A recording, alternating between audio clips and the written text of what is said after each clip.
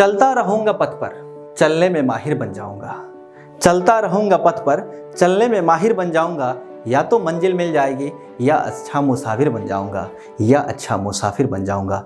दोस्तों, आप सभी का अपने प्रिय YouTube channel gateway of mathematics पे स्वागत है। मैं हूं हुसैन सर। आज छठ है। मैं आशा करता हूं कि आप सभी बच्चे अच्छा से अपने इस छठ के पावन पर्व को मना रहे होंगे। हम लोग ये क्रैश कोर्स की जो सीरीज कर रहे हैं, इस सीरीज में हम लोग फिलहाल वेक्टर पढ़ रहे हैं और आज वेक्टर के पार्ट 2 की बारी है। यदि आप मेरे चैनल पे नए आए हैं तो नीचे लाल कलर का सब्सक्राइब बटन दिख रहा होगा, उसे दबाइए और बेल आइकन को जरूर प्रेस कीजिए ताकि वीडियो का नोटिफिकेशन आपको सही समय से मिल सके। चलिए अब हम लोग शुरू करते हैं। देखिए दोस्तों, 21 नंबर क्वेश्चन, और ये बहुत इजी क्वेश्चन है जिसमें आपसे पूछा जा रहा आई डॉट जे क्या होगा। चलिए ध्यान दीजिएगा, ऐसा होता है आई जे और के। ये आई हो गया, ये जे हो गया, ये के हो गया। जनरली आई यूनिट वेक्टर है एक्स एक्सिस की तरफ, यानी पॉजिटिव एक्स एक्सिस की तरफ, जे पॉजिटिव वाई की तरफ और के पॉजिटिव जेड एक्सिस की तरफ। चलिए बात करते हैं कि आई और जे यानी एक्स और वाई एक्सिस के बीच एंगल कितना होता है, 90 डिग्री। वाई और जेड के बीच भी 90 डिग्री, और जेड और एक्स के बीच भी क्या हो जाएगा, 90 डिग्री का एंगल हो जाएगा। और आपको पहले से मालूम है कि यदि दो वेक्टर आपस में परपेंडिकुलर होते हैं तो उनका डॉट प्रोडक्ट क्या होता है, 0। आपको पहले से मालूम है कि यदि वेक्टर ए और वेक्टर बी आपस में परपेंडिकुलर हैं तो दोनों का डॉट प्रोडक्ट क्या हो जाता है, 0 हो जाता है। क्यों 0 क्यों हो जाता है, थोड़ा ध्यान से देखिएगा। चूंकि परपेंडिकुलर है तो थीटा कितना हो जाएगा, 90 डिग्री। जब थीटा 90 डिग्री हो जाएगा तो ए डॉट बी का फॉर्मूला कितना हो जाता है, ए का मैग्नीट्यूड, बी का मैग्नीट्यूड और cos थीटा। थीटा की जगह पे जब आप 90 पुट करेंगे तो cos 90 का मान 0 हो जाता है, जिसके कारण टोटल वैल्यू क्या हो जाएगा, 0 हो जाएगा। आपको मालूम होना चाहिए कि दो वेक्टर जब आपस में परपेंडिकुलर होते हैं तो डॉट प्रोडक्ट ऑलवेज 0 होता है। आई डॉट जे यानी आई और जे यहाँ क्या है, परपेंडिकुलर है, तो इसका डॉट प्रोडक्ट कितना हो जाएगा, 0 हो जाएगा। यदि आपसे जे डॉट आई भी पूछता तब भी 0, आई डॉट के भी पूछता तब भी 0, के डॉट जे भी पूछता तब भी क्या हो जाएगा, 0। आप यहां से इस चीज को समझ सकते हैं, काफी इजीली समझ सकते हैं। चलिए दोस्तों, 22 नंबर क्वेश्चन की बारी है। जे डॉट जे आपसे पूछ रहा है क्या होगा। आपको मालूम होना चाहिए, हम वीडियो नंबर 1 में बता चुके हैं कि आई डॉट आई हो या फिर जे डॉट जे हो या फिर के डॉट के हो, वैल्यू कितना होगा आपका, ऑलवेज 1 होगा। इसे बिल्कुल याद रखिएगा। कितना आएगा यहाँ पे, आंसर हो जाएगा 1। जो भी आपका आंसर उसे टिक कीजिए। चलिए दोस्तों, अब हम लोग कर रहे हैं 23 नंबर क्वेश्चन। बेहद आसान सवाल है। कैसा सवाल है, आसान सवाल है। अभी हमने चर्चा किया कि आई और जे आपस में परपेंडिकुलर होता है, जे और के भी आपस में परपेंडिकुलर होता है, के और आई भी आपस में परपेंडिकुलर होता है। तो बताइए इसका वैल्यू कितना हो जाएगा, 0। इसका भी वैल्यू हो जाएगा 0 और इसका भी वैल्यू हो जाएगा 0, और 3 तो 0 मिलके आपका आंसर क्या दिया, 0। जो भी आपका ऑप्शन है उसे टिक कीजिए। चलिए दोस्तों, अब हम लोग कर रहे हैं 24 नंबर सवाल। आशा करते हैं कि आपको प्रत्येक सवाल बहुत आसानी से समझ में आ रहा होगा। किसी तरह का दिक्कत और परेशानी हो तो कमेंट बॉक्स में जरूर बताइएगा हमें कि क्या परेशानी है आपको। देखिए आई डॉट आई का मान कितना होता है, 1। अभी हमने बताया। जे डॉट जे का मान कितना होता है, 1, और वैल्यू कितना हो जाएगा, इसका वैल्यू बेहद आसानी से क्या हो जाएगा, 2 हो जाएगा। इसे जो भी ऑप्शन है उसे टिक कीजिए। चलिए दोस्तों, 25 नंबर सवाल बहुत ही आसान सवाल है, घबराने की बात नहीं है। सिंपल इसे कैसे सॉल्व करेंगे, बिल्कुल ध्यान से देखिए। आई क्रॉस जे कर लीजिए। आप बचपन में डिस्ट्रीब्यूटिव लॉ पढ़ते होंगे, बंटन नियम। आई क्रॉस के, यहां हो जाएगा जे क्रॉस के, यहां प्लस है तो प्लस, यहां जे क्रॉस आई, यहां क्या हो जाएगा, के क्रॉस आई, और यहां क्या हो जाएगा, के क्रॉस जे हो जाएगा। आपको हम उस दिन यानी पिछले वीडियो में बताए थे ऐसा ट्रिक, आई क्रॉस के लिए जे और के घड़ी के विपरीत दिशा में आप घुमा के सेट करके रखिए। देखिए आई क्रॉस जे का मतलब क्या हुआ, अगर सेम डायरेक्शन में तो पॉजिटिव, अगर डिफरेंट डायरेक्शन में है तो नेगेटिव लेना। आई जे के बाद क्या आता है, के, तो आपको यहां लिखना है प्लस के, क्योंकि सेम डायरेक्शन की बात है। आई के देखिए, आई के डिफरेंट डायरेक्शन में माइनस जे हो जाएगा, जे के आई हो जाएगा, जे आई, जे और आई उल्टा चल रहा है ना तो माइनस के हो जाएगा। के आई कितना हो जाएगा प्लस जे, और के जी कितना हो जाएगा माइनस आई। देखिए ध्यान से, plus I minus I cancel हो जाएगा, उसके बाद आपका माइनस जे प्लस जे कैंसिल, और प्लस के माइनस के कैंसिल, ये सिंपल आपका जीरो आंसर हो जाएगा। क्लियर? जीरो आंसर कहिए या जीरो वेक्टर लगाइए, यहाँ पे कोई दिक्कत नहीं है उसके लिए।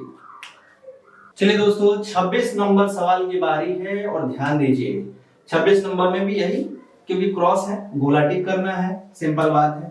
आप यहाँ डिस्ट्रीब्यूटिव का जरूरत ही नहीं है, क्योंकि इसका वैल्यू डायरेक्ट निकलेगा, इसका भी डायरेक्ट निकलेगा, इसका भी डायरेक्ट निकलेगा। या आई डॉट का आई डॉट ही लिखिए, जे क्रॉस के कितना हो जाएगा आई, जे डॉट का जे डॉट ही लिखिए, के क्रॉस आई का कितना हो जाएगा जे हो जाएगा, और के डॉट का के डॉट लिखिए, आई क्रॉस जे का कितना हो जाएगा के हो जाएगा। सिंपल क्या रखिए के। आपको मालूम है आई डॉट आई का मान कितना होता है 1, इसका भी मान 1 और इसका भी मान 1 हो जाएगा, और आंसर क्या हो जाएगा आपका 3। जो भी आंसर है उसे टिक करने का।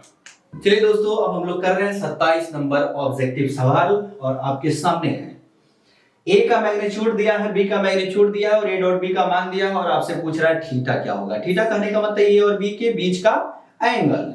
सिंपली आप कैसे करेंगे, बेहद आसान है। ए डॉट बी का फॉर्मूला क्या होता है दोस्त, ए का मैग्नीट्यूड, बी का मैग्नीट्यूड और cos थीटा यहाँ पे मल्टीप्लाई में होगा। ए डॉट बी का वैल्यू क्या दिया है √6, ए का मैग्नीट्यूड का वैल्यू कितना दिया है √3, बी का मैग्नीट्यूड दिया है 2, और यहाँ पे है cos थीटा। चलो दोस्तों ध्यान दीजिए, √6 को 2 मल्टीप्लाई 3 का ऐसे रूट लिख सकते हैं, √3 और यहाँ है 2 और यहाँ cos थीटा है। आगे क्या हो जाएगा, cos थीटा का वैल्यू, इसको तोड़ दीजिए √2 और मल्टीप्लाई √3, और बाई में ये चीज आ जाएगा √3 और मल्टीप्लाई 2। अब क्या हो जाएगा, √3 से √3 हम लोग कैंसिल कर लेंगे, और ध्यान दीजिए √2 को √2 लिखिए, 2 को आप क्या लिख सकते हैं √2 मल्टीप्लाई √2, फिर ये काट कर लीजिए 1/√2। आप यहाँ क्या देख रहे हैं कि cos थीटा का वैल्यू आपको 1/√2 यानी cos 45 डिग्री मिला। तो cos के जगह पे cos है, तो बताइए थीटा कितना हो जाएगा दोस्त, 45 डिग्री हो जाएगा। ऐसा ही क्वेश्चन आपसे पूछा जाएगा बोर्ड्स एग्जाम में, घबराने की बात नहीं है। आप जो भी फॉर्मूला है, जो भी रूल रेगुलेशंस है, उसको फॉलो कीजिए, बेहद आसानी से आपका एग्जाम बहुत अच्छे तरीके से जाएगा। चलिए दोस्त 28 नंबर ऑब्जेक्टिव सवाल की बारी, और आपसे पूछा जा रहा है कि ए डॉट बी क्या होगा यदि ए दिया है और बी दिया है। याद रखिए जब भी ए और बी का वैल्यू कंपोनेंट फॉर्म में दिया हो, जब भी ए और बी का वैल्यू कंपोनेंट फॉर्म में दिया हो, तो आप ए डॉट बी बराबर ए का मैग्नीट्यूड मल्टीप्लाई बी का मैग्नीट्यूड cos थीटा नहीं लेंगे, उसकी कोई जरूरत नहीं है। यहाँ टेक्निक को फॉलो कीजिए और ध्यान दीजिए। पहला बात के इसमें नहीं दिया है, तो आप क्या ले लीजिए, 0 के ले लीजिए। कोफिशिएंट टू कोफिशिएंट मल्टीप्लाई करके ऐड कर दीजिए, आपका आंसर आपके पास होगा। 2 को 2 से मल्टीप्लाई कीजिए, कितना हो जाएगा 4। यहां देखिए कुछ नहीं तो -1, कुछ नहीं तो यहाँ पे +1, तो -1 को +1 से गुना कीजिएगा तो यहाँ आ जाएगा -1, और यहाँ 1 और यहाँ 0, क्या हो जाएगा 0, और आपका उत्तर कितना हो जाएगा 3। और आप यहाँ से नोट कर लीजिए किस तरह का क्या फॉर्मुलेशन होता है। ए अगर दिया हो A1i, A2j, A3k, और B दिया है B1i, B2j और B3k, तो A डॉट B क्या हो जाएगा दोस्त बताइए, simple A1 B1 plus A2 B2 plus A3 B3, यानी डॉट में आपको I J K से छुटकारा पाना होगा, इसको कोई जरूरत नहीं I J K लिखने का। चलिए दोस्त 29 नंबर सवाल की बारी, और 29 नंबर क्वेश्चन बहुत इंटरेस्टिंग, बहुत अच्छा, बहुत रोचेदार क्वेश्चन है। अगर a प्लस बी का मैग्नीट्यूड a माइनस बी के मैग्नीट्यूड के बराबर है, तो आपसे पूछ रहा है ए और बी के बीच का एंगल कितना होगा। ध्यान दीजिए ऐसे क्वेश्चन को हम लोग कैसे करते हैं। देखिए ऐसा क्वेश्चन जब भी मिले उसको देखिए ध्यान से कैसे करेंगे हम लोग। a प्लस बी का जो मैग्नीट्यूड है a माइनस बी के मैग्नीट्यूड के बराबर है, दोनों को स्क्वायर कर लीजिए दोनों तरफ, उससे तो कोई फर्क नहीं पड़ने वाला है। आप फॉर्मूला पढ़े होंगे ए प्लस बी के मैग्नीट्यूड का स्क्वायर, जो बचपन में सेटिंग सिखाया जाता है, ए प्लस बी का whole square, A square plus B square plus 2ab। Same उसी टाइप का सेटिंग यहाँ ध्यान दीजिए। ए के मैग्नीट्यूड का स्क्वायर, बी के मैग्नीट्यूड का square plus 2a dot B, यहाँ हो जाएगा ए के मैग्नीट्यूड का स्क्वायर, बी के मैग्नीट्यूड का square minus 2a dot B. अब देखिए तो ये उधर जाएगा तो कैंसिल हो जाएगा, ये भी उधर जाएगा तो कैंसिल हो जाएगा, 2a डॉट बी और उधर से आएगा माइनस 2 यानी प्लस हो जाएगा इधर a डॉट बी, कितना हो जाएगा 0 के बराबर। अब 2 कितना हो गया 4a डॉट बी, कितना हो गया दोस्त 0। a डॉट बी कितना हो गया 0/4 यानी 0। आपको मालूम है कि दो वेक्टर का डॉट प्रोडक्ट यहाँ 0 आ रहा है, इसका मतलब ऐसे क्या हो जाएगा a और b आपस में परपेंडिकुलर हो जाएगा। चूंकि थीटा 90 होगा, कॉस थीटा का वैल्यू आना है a डॉट बी में, तो फिर वो 0 हो जाएगा। चूंकि कॉस 90 का मान 0 होता है, तो थीटा यहाँ पे आपका परम सत्य आंसर कितना हो जाएगा 90 डिग्री यानी कि π/2। आप जो भी ऑप्शन दिया आप उसे टिक करें। चलिए दोस्त 30 नंबर सवाल की बारी है और 30 नंबर सवाल में देखिए कि a डॉट बी का मैग्नीट्यूड अगर a क्रॉस b के मैग्नीट्यूड के बराबर है तो a और b के बीच का एंगल बताना है। सिंपल बात है, a डॉट बी का पूछे या फिर a डॉट बी का मैग्नीट्यूड पूछे तो आपको फॉर्मूला क्या लगाना है, a का मैग्नीट्यूड, b का मैग्नीट्यूड और cos थीटा। क्रॉस में मैग्नीट्यूड पूछ रहा है तो बस सेम चीज, बस cos की जगह पे यहाँ क्या हो जाता है दोस्त साइन हो जाता है। ये इससे ये खत्म, इससे ये खत्म हो जाएगा। cos theta is equal to कितना हो गया दोस्त साइन थीटा। कुछ नहीं तो मल्टीप्लाई 1 समझ लीजिए, साइन थीटा को बाई में बुलाइए। cos बाई साइन कितना होता है दोस्त cot थीटा आपका 1 है, और cot थीटा में 1 कितना पे आता है दोस्त cot 45, cot 45 को π/4 बोलते हैं ना, cot के जगह पे cot है और थीटा कितना हो गया π/4। आपका परम सत्य आंसर हो गया। चलिए 31 नंबर सवाल, ये सवाल पूछता है कि इस वेक्टर और इस वेक्टर के बीच का एंगल बताइए। घबराने की बात नहीं है, नाम नहीं दिया तो इसे ए मान लीजिए, इसका भी नाम नहीं दिया तो इसे क्या मान लीजिए बी मान लीजिए, और आपसे यही पूछा जा रहा है कि ए वेक्टर दिया है, बी वेक्टर दिया है और आपको ए और बी के बीच का एंगल निकालना है, यानी थीटा क्या होगा उसको बताना है। तो सबसे पहले ए का मैग्नीट्यूड निकाल लीजिए, 1 का स्क्वायर माइनस 2 का स्क्वायर 3 का स्क्वायर कितना हो जाएगा दोस्त 9 4 13 1। बी का मैग्नीट्यूड कितना हो जाएगा 3 का स्क्वायर माइनस 2 का स्क्वायर फिर यहाँ 1 का स्क्वायर कितना हो जाएगा दोस्त, वही चीज़ है 9 4 13 1 14 हो जाएगा। आप यहाँ पे कहिए चूंकि ए डॉट बी का वैल्यू कितना होता है, ए का मैग्नीट्यूड, बी का मैग्नीट्यूड और यहाँ होता है कॉस थीटा।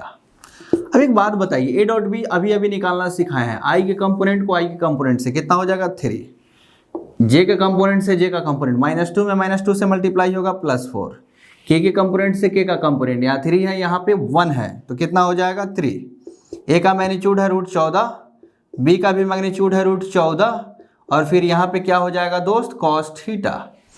चलिए 4 3 7 और 3 कितना हो जाएगा 10, 14 रूट और √14 कितना हो जाएगा 14 कॉस थीटा, और ये 14 बट्टा में आ जाएगा, यानी कॉस थीटा का वैल्यू क्या हो जाएगा 10/14, 5 दूना 10 सॉरी 2 पच्चे 10 और 2 सत्ते 14, और यहाँ से थीटा कितना हो जाएगा दोस्त, अभी अभी इन्वर्स ट्रिगोनोमेट्री हम पढ़ा चुके हैं, और ये हो जाएगा कॉस इन्वर्स 5/7।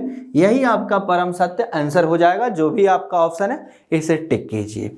बहुत आसान होता है, घबराने की जरूरत नहीं है, केवल इजी सवाल आपसे पूछा जाएगा। 32 नंबर सवाल बहुत ही आसान सा सवाल है, बोलता है ए और बी दोनों परपेंडिकुलर हो तो ए डॉट बी कितना होगा। अभी अभी हमने बताया था कि ए और बी परपेंडिकुलर होगा तो दोनों के बीच का एंगल कितना होगा 90 होगा, और ए डॉट बी जब आप निकालने चलिएगा यानी ए का मैग्नीट्यूड कीजिए, बी का मैग्नीट्यूड और कॉस थीटा, थीटा के जगह पे बेटा 90 रखिएगा तो क्या हो जाएगा सब 0 हो जाएगा। कॉस 90 का वैल्यू कितना हो जाएगा 0, और जिससे ए डॉट बी का मान कितना हो जाएगा 0। आप इसे याद कर लीजिए कि दो वेक्टर जब भी परपेंडिकुलर होते हैं तो उनका डॉट प्रोडक्ट हमेशा क्या आता है 0 आता है। ध्यान दीजिए दोस्त 33 नंबर सवाल बहुत इंटरेस्टिंग सवाल और प्रोजेक्शन का सवाल है। बोलता है कि इस वेक्टर पर प्रोजेक्शन निकालिए, यानी प्रक्षेप निकालिए। ध्यान दीजिए, जब भी ऐसा क्वेश्चन मिले प्रोजेक्शन निकालने के लिए बोले तो आप बिल्कुल घबराएंगे नहीं। दोनों वेक्टर को पहले डॉट कराइए, यानी i minus J dot i plus J, और ऑन के बाद जो भी वेक्टर दिया है उसके मैग्नीट्यूड से भाग करिए। ऑन के बाद जो भी वेक्टर दिया है उसके मैग्नीट्यूड से क्या कर लेना है, भाग कर लेना है। अब देखिए डॉट प्रोडक्ट करा रहे हैं, कंपोनेंट फॉर्म में दिया है तो कोफिशिएंट से कोफिशिएंट 1 मल्टीप्लाई 1 और -1 में +1 से मल्टीप्लाई होगा -1। और यहाँ देखिए मॉडुलस कैसे निकालते हैं, इसका कोफिशिएंट है 1 तो 1 का स्क्वायर, इसका भी कोफिशिएंट है 1 का स्क्वायर, रूट चढ़ाएंगे। कितना हो गया, 1 में से 1 गया 0। अब बाई √2 किसी भी संख्या में जीरो में किसी भी संख्या से हम भाग देंगे तो क्या मिलेगा हमको, 0। यही हमारा उत्तर हो जाएगा। प्रोजेक्शन का यही कंसेप्ट है कि आप आराम से उतारिए, दोनों का डॉट कराइए, ऑन के बाद जो भी वेक्टर उसके मैग्नीट्यूड से भाग कर दीजिए, आपका आंसर आपके हाथ में। चलिए दोस्तों 34 नंबर सवाल की बारी, और 34 नंबर सवाल में देखिए क्या पूछता है, लेम्डा का वैल्यू क्या होगा यदि ये वेक्टर और ये वेक्टर आपस में परपेंडिकुलर। अभी हमने बताया कि दो वेक्टर जब परपेंडिकुलर होते हैं तो उनका डॉट प्रोडक्ट 0 होता है। सॉल्यूशन क्या करना है, 2i माइनस जे प्लस लेम्डा के डॉट 3i, इसमें जे नहीं है, ध्यान दीजिएगा जे नहीं है तो 0 जे कर लीजिए, माइनस के बराबर डॉट प्रोडक्ट 0 होगा। क्यों, क्योंकि दोनों परपेंडिकुलर है। अब देखिए तो 2 में 3 से मल्टीप्लाई कराइए 6, -1 में 0 से कराइएगा 0 हो जाएगा, और ये लेम्डा में -1 से होगा तो माइनस लेम्डा 0। ये 0 का कोई वैल्यू नहीं है। कितना हो गया, 6 minus lambda is equal to 0, और लेम्डा कितना हो जाएगा 6। यही आपका परम सत्य आंसर हो जाएगा। बेहद इजी सवाल। चलिए दोस्त 35 नंबर सवाल की बारी है। दिया है ए का मैग्नीट्यूड दिया है, बी का मैग्नीट्यूड दिया है, थीटा का वैल्यू यानी π/3 यानी 60 डिग्री दिया है, तो आपसे पूछ रहे हैं ए क्रॉस बी का मैग्नीट्यूड क्या होगा। तो बेहद आसान है। ए क्रॉस बी का मैग्नीट्यूड का दोस्त फॉर्मूला क्या होता है, ए का मैग्नीट्यूड बी का मैग्नीट्यूड और यहाँ सिंपल साइन थीटा।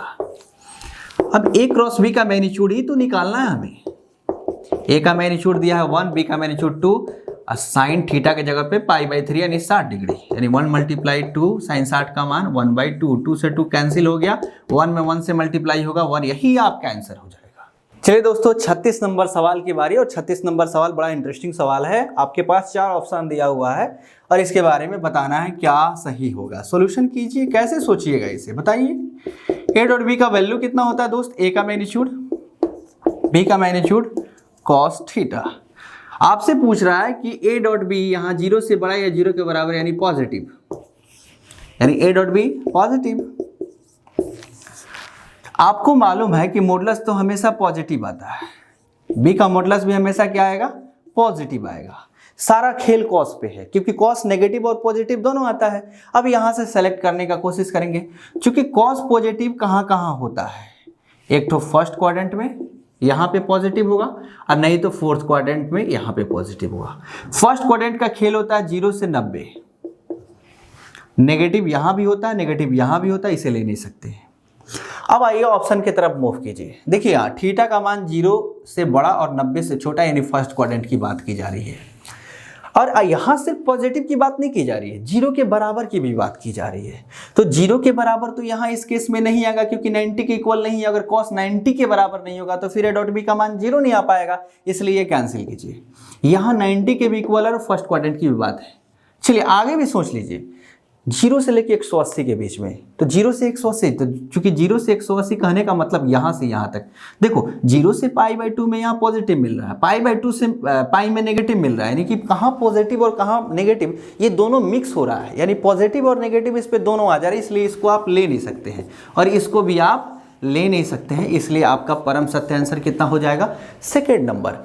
और यहाँ अगर 0 के बराबर नहीं दिया रहता तो यहाँ पे ऑप्शन नंबर 1 को टिक करते हैं हम लोग। फिर से सुन लीजिए, 0 के बराबर दिया है तो यहाँ 90 के बराबर होना चाहिए, इसलिए हमने ये लिया है। अगर सिर्फ 0 से बड़ा दिया रहता तो हम ऑप्शन 1 पे जाते। चलिए दोस्त 37 नंबर सवाल 36 नंबर सवाल के सिमिलर है। जो बच्चे 36 नंबर बढ़िया से समझ गए होंगे वे 37 नंबर भी बना सकते हैं। पहले खाका खींचिए, पहले यहाँ पे first quadrant, second quadrant, third quadrant, fourth quadrant. A dot B यहाँ नेगेटिव है, 0 के बराबर भी नहीं है, सिर्फ नेगेटिव है। ए डॉट बी का वैल्यू होता है ए का मैग्नीट्यूड, बी का मैग्नीट्यूड कॉस थीटा।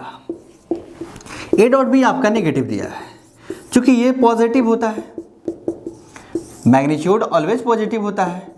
भाई दो ठो पॉजिटिव है, तीसरा भी पॉजिटिव हो जाएगा तो ये नेगेटिव के बराबर थोड़ी हो सकता है। इसका मतलब कॉस थीटा को यहाँ नेगेटिव, कॉस थीटा का जो वैल्यू है ये यहाँ नेगेटिव होना पड़ेगा। और कॉस थीटा नेगेटिव कहाँ कहाँ होता है? सेकेंड क्वाड्रेंट, यहाँ पे और यहाँ पे। यह है 0, यह है 90 यानी π/2, ये 180 पाई है, ये 3π/2 है। अब आइए यहाँ पे बात, यानी हमारा थीटा का वैल्यू इसमें या फिर इसमें होना चाहिए, तब जाके ये वैल्यू क्या आएगा? नेगेटिव आ पाएगा। अब 0 से π/2 तो फर्स्ट क्वाड्रेंट है, ये वाला है, इसमें तो cos थीटा क्या होता है? पॉजिटिव होता है, ये ले नहीं सकते हैं, तो ये वाला कट जाएगा, ये वाला भी कट जाएगा। π/2 से पाई, π/2 से पाई, π/2 से पाई, यहाँ नेगेटिव का है, चलो ठीक है। लेकिन यहाँ इसमें देखिए ये भी तो π/2 से पाई है, लेकिन यहाँ कोष्ट का ब्रैकेट का अंतर है। देखो बड़ा ब्रैकेट का मतलब होता है इसको भी लेके और इसको भी लेके। अगर π/2 को तुम ले लोगे, π/2 को तुम ले लोगे यहाँ पे, तो cos 90 का मान 0 के बराबर, जबकि बराबर तो तुमको लेना नहीं है। इसलिए छोटा ब्रैकेट का मतलब 6 से छोटा, 6 से छोड़कर π/2 को भी छोड़ना है, पाई को भी छोड़ना है, तो तुम दोनों वाले भाग को छोड़ दोगे तो यहाँ 0 के बराबर आने का चांस ही नहीं रहेगा। इसलिए ऑप्शन नंबर सी। अगर काश यहाँ 0 के बराबर होता तो ऑप्शन नंबर डी होता। ये बहुत बारीकी का चीज़ है, इसे गौर से देखिए। चलिए दोस्तों, 38 नंबर सवाल आपके बोर्ड पे है और कह रहा है कि ए और बी दो ठो यूनिट वेक्टर है, ए प्लस बी भी यूनिट वेक्टर है, तो थीटा के बारे में बताइए भाई। आप सॉल्यूशन कीजिए ना। ए और बी यूनिट वेक्टर है तो ए का मैग्नीट्यूड भी 1 होगा और बी का मैग्नीट्यूड भी क्या होगा दोस्त? 1 होगा। और ए प्लस बी अगर यूनिट वेक्टर है तो इसका भी मैग्नीट्यूड तो 1 होगा। आपको थीटा के बारे में पूछा गया, डायरेक्ट ए प्लस बी के मॉडुलस का कोई फॉर्मूला ही नहीं होता। आप स्क्वायर कर लीजिए ना दोनों तरफ। क्या कर लीजिए? दोनों तरफ स्क्वायर कर लीजिए। इधर स्क्वायर कीजिएगा तो इधर भी स्क्वायर कीजिए। इसका क्या हो जाएगा दोस्त? ए के मैग्नीट्यूड का स्क्वायर प्लस बी के मैग्नीट्यूड का स्क्वायर प्लस 2 ए बी के जगह पे ए डॉट बी कीजिए। 1 का स्क्वायर है तो 1।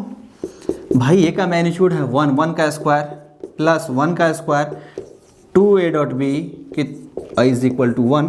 भाई 1 का स्क्वायर कितना हो जाएगा? 1 प्लस 1 2, 2 ए डॉट बी बराबर 1। आप इसे सॉल्व कीजिए, आगे बढ़ाइए। 2 ए डॉट बी ये हो जाएगा 1, 2 उधर जाएगा -2 हो जाएगा। थोड़ा सा इधर आइए। 2 ए डॉट बी का वैल्यू हो जाएगा -1, ए डॉट बी का वैल्यू कितना हो जाएगा? -1/2। फिर आप इसे सॉल्व कीजिए। ए का मैग्नीट्यूड, बी का मैग्नीट्यूड cos थीटा ये हो गया -1/2। ए का मैग्नीट्यूड है 1, 1 cos थीटा -1/2। आप इसे सॉल्व कीजिए। cos थीटा कितना हो गया? -1/2। थोड़ा सा इधर चलिए, नीचे जगह की कमी है। cos थीटा अगर नेगेटिव है इसका मतलब अस्पष्ट है। क्या स्पष्ट है? या तो ये सेकेंड क्वाड्रेंट में होगा या फिर थर्ड क्वाड्रेंट में होगा। तो ध्यान दीजिए, cos यहाँ कर लीजिए -cos 1/2। cos में कितना आता है? 60 डिग्री। कितना हो जाएगा? cos थीटा -cos थीटा रहता है तो ये cos पाई -60 180 डिग्री -60 cos 120 हो जाएगा। cos की जगह पे cos और थीटा कितना हो जाएगा? 120 डिग्री। 120 डिग्री को आप रेडियन में बदलिएगा तो आएगा 60 का दुगुना यानी 2π/3। आप एक और कर सकते थे, -cos थीटा है तो पाई प्लस थीटा करके एक और थीटा का वैल्यू आएगा। चलिए दोस्त, अब हम लोग 39 नंबर सवाल करने वाले हैं जिसमें ए और बी कंपोनेंट फॉर्म में दिया और आपसे a क्रॉस बी का वैल्यू पूछ रहा है। सिंपली कुछ नहीं सोचना है, सॉल्यूशन देखिए कैसे करते हैं। ए क्रॉस बी आपसे पूछ रहा है कंपोनेंट फॉर्म में, तो हम लोग आई जे के सिंपली लिख देते हैं डिटर्मिनेंट लगा के। ए पहले है तो पहले वाले का कंपोनेंट 2 -3 -1, बी बाद में है तो 1 4 -2 1 4 -2। अब देखिए डिटर्मिनेंट सॉल्व कैसे करते हैं। प्लस माइनस प्लस दे दीजिए, सिंपल रो 1 की तरफ एक्सपेंड कर दीजिए। आप क्या कीजिएगा? प्लस आई खांचा माइनस जे थोड़ा सा खांचा और प्लस के और थोड़ा खांचा। देखिए क्या करते हैं, आई वाला है तो आई के कॉलम और आई के रो को छुपा लीजिए। जो बचता है उसको यहाँ पे नोट डाउन कीजिए। -3 -1 4 -2। जे वाला के कॉलम और रो को छुपाइएगा तो 2 -1 1 माइनस 2 बचेगा। और के वाला का छुपाइएगा तो क्या मिलेगा 2 माइनस 3 1 4। आप इसे सॉल्व करके देखिए क्या आ रहा है। ये आएगा 6, यहाँ ऑलवेज माइनस दिया जाता है और चूंकि ये -4 आएगा तो ये +4 हो जाएगा। ये हो जाएगा -4, यहाँ माइनस देना है और चूंकि ये -1 तो यहाँ पे +1। ये हो जाएगा 4 2 जा 8, माइनस देना है, माइनस माइनस +3 कितना हो जाएगा दोस्त 10 आई।